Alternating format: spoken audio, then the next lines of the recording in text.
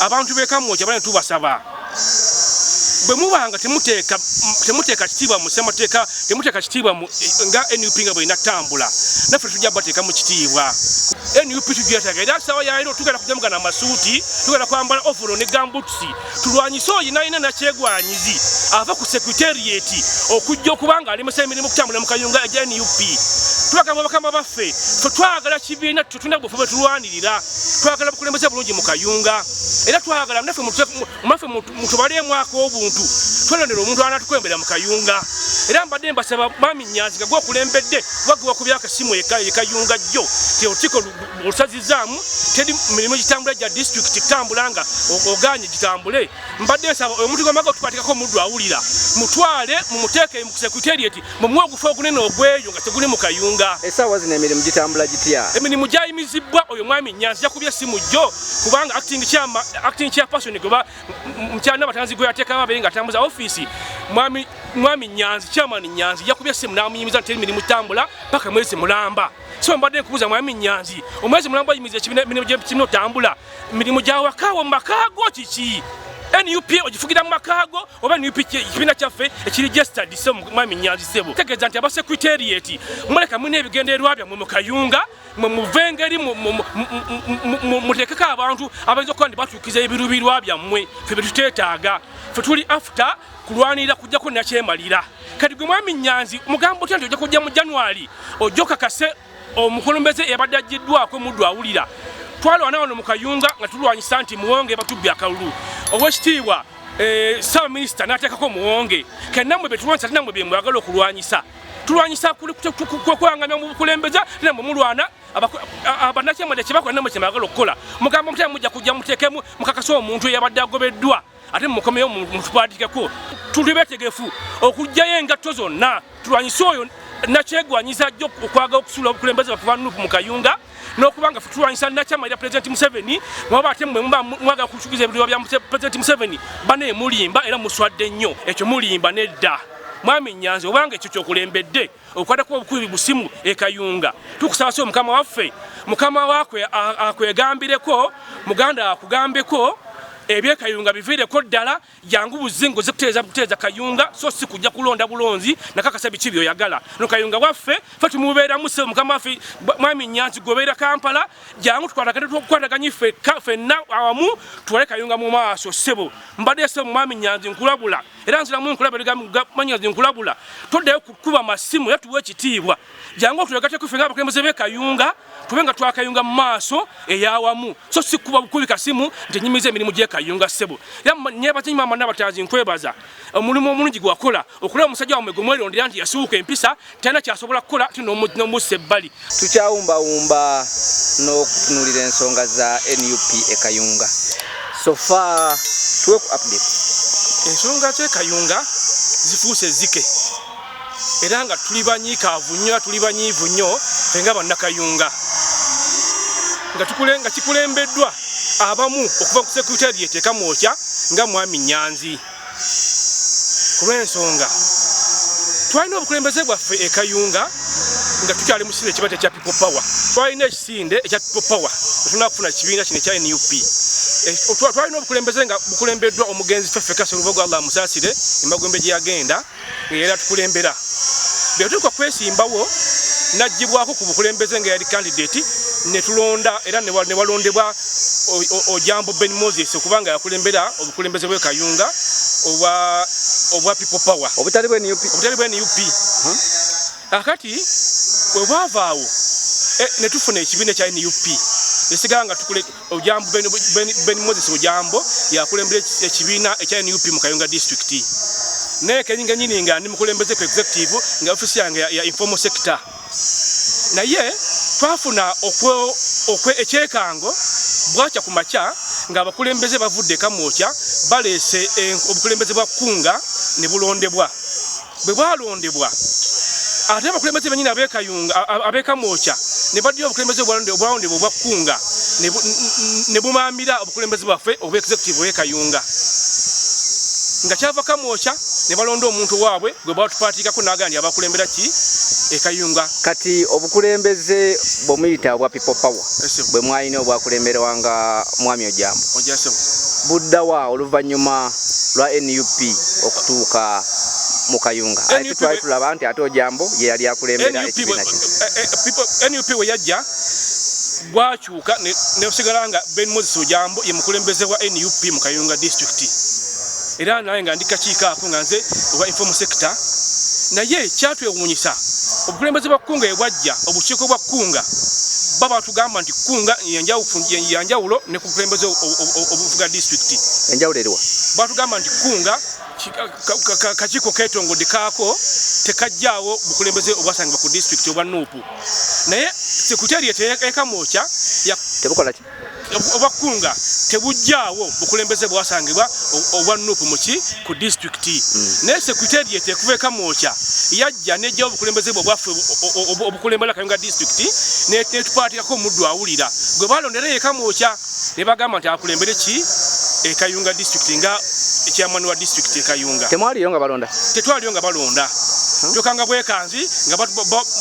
batugambye nti kati Muddu Awulira gwe chairman wawa we Kayunga babagamba mu bigambo oba mu buwandiike batugamba mu bigambo si mu buwandiike ani yabagamba kyava ku sekretariat ekamwokya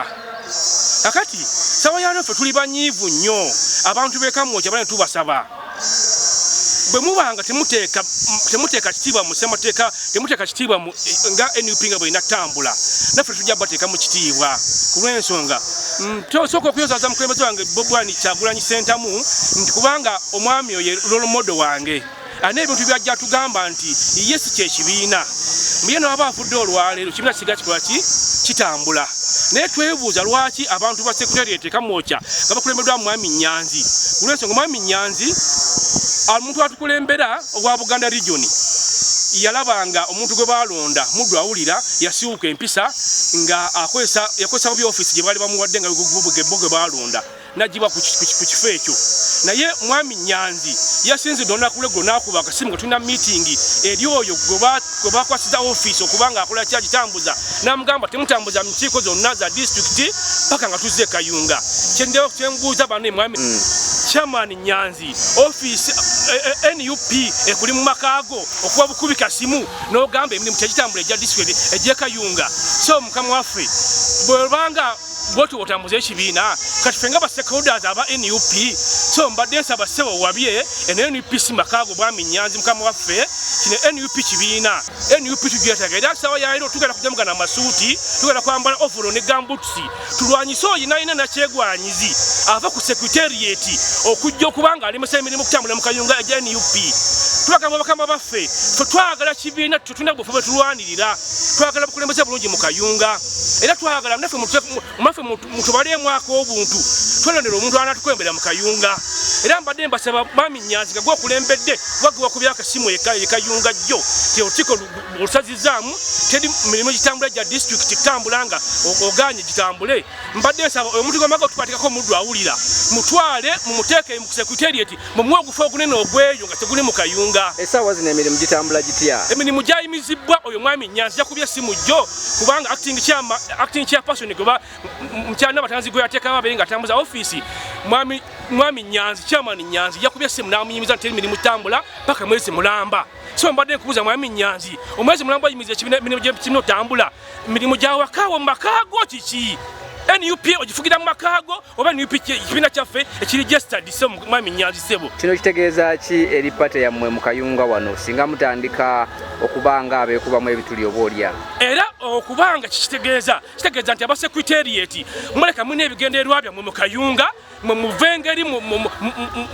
muteekeko abantu abayinza okuba nti batuukiza ebirubirwa byammwe ffe betuteetaaga ffe tuli after kulwanirira kujjako nakyemalira kati gwe mwami Nyanzi mugambo otya nti ojja kujja mu January ojja okakase omukulembeze eyabadde aggiddwako Muddu Awulira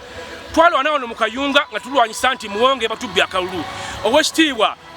Saawa Minisita n'ateekako muwonge kati nammwe betulwanyisa nammwe bye mwagala okulwanyisa tulwanyisa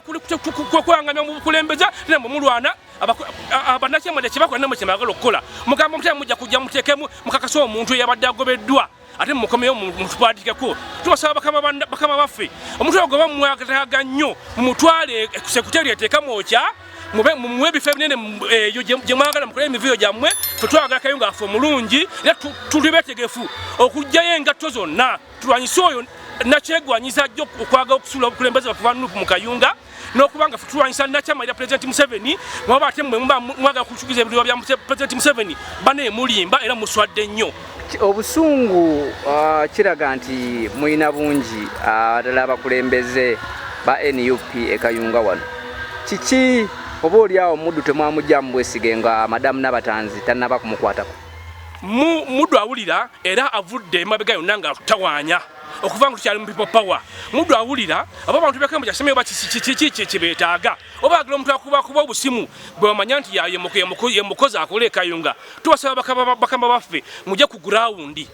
mutwe procedures ez'okulonda obukulembeze bwaffe twelonda effe bennyini so si mmwe kulonda abakulembeze baki be Kayunga.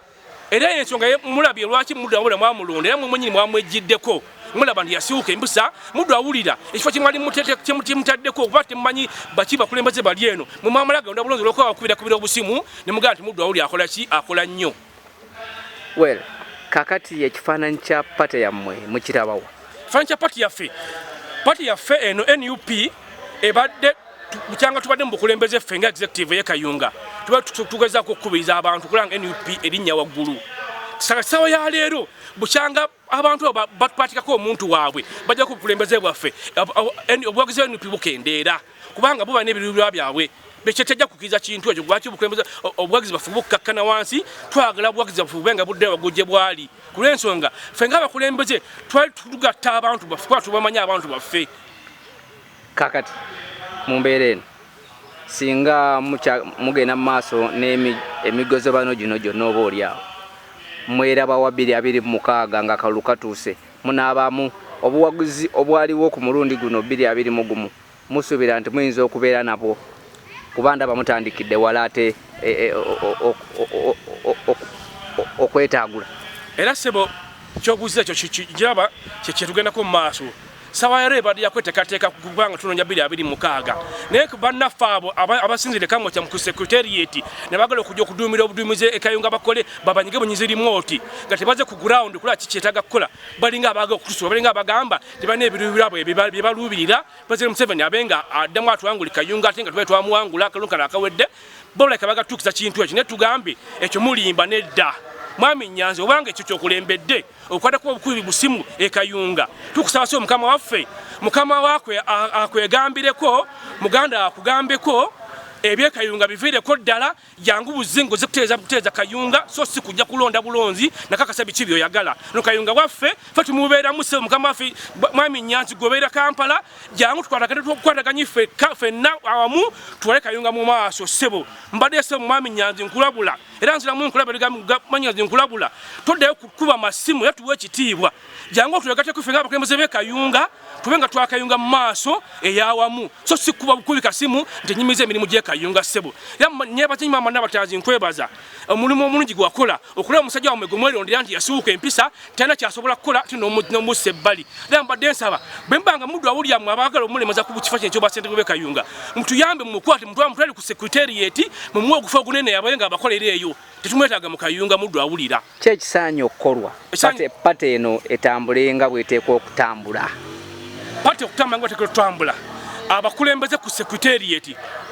bannaffe batubalemu ku magezi tusobola okweyondera abakulembeze abaffe era tubasaba oba twagala NUP etambule mungi mu Kayunga naffe mutubale ku magezi mutuyambeko obuyambi kubanga tulonda abakulembeze abaffe abalagala tukulembera mu Kayunga ffe nga bannankyukakyuka era mbalabula era mbagamba ffe tulina be twenoonyeza tulwanyisa nakyamalira President Museveni so si kulwana obufofo bumulwanalwanira naye mutuyambe tulonde omukulembeze bwaffe atambuza obulungi mu nkyukakyuka ebanga ejja ku President Museveni ku bukulembeze.